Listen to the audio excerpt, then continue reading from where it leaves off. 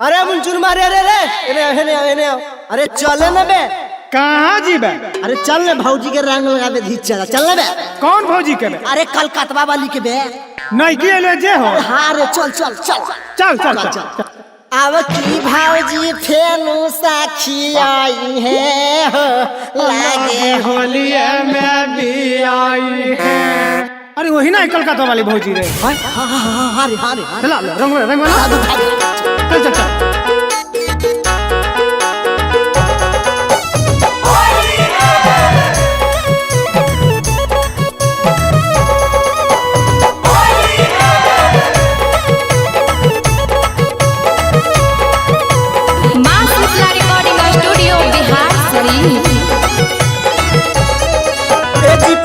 छनत में जर गेलो साया जी भौजी रंग न डालाया।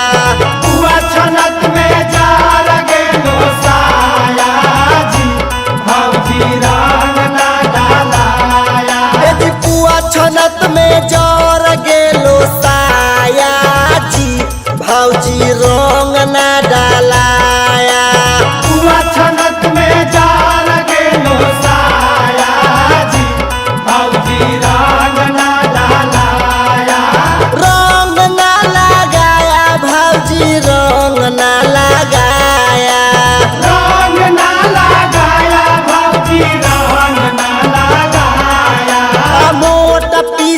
कारी मोरा रोबाया जी भौजी रंग न लगाया।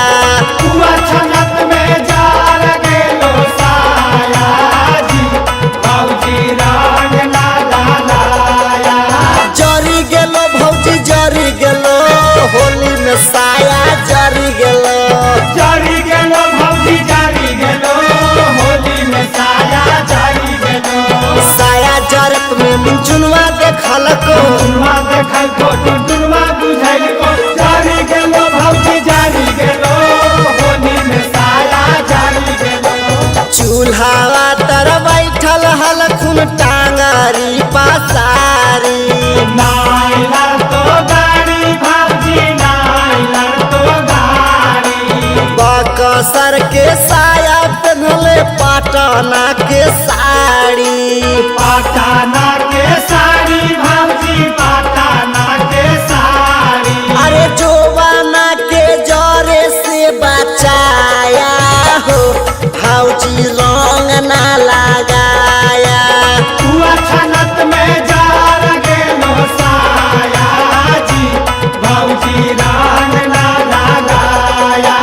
कैसे लगाल भौजी कैसे लगाल होलिया में साया कैसे जरल। कैसे लगाल भौजी कैसे लगाल होलिया में अगिया कैसे लगाल। गरुआ के जगह करा तो न डालले करासा न डालले करासा न डालले। जारी गेलो भौजी जारी गेलो होलिया में साया जारी गेलो।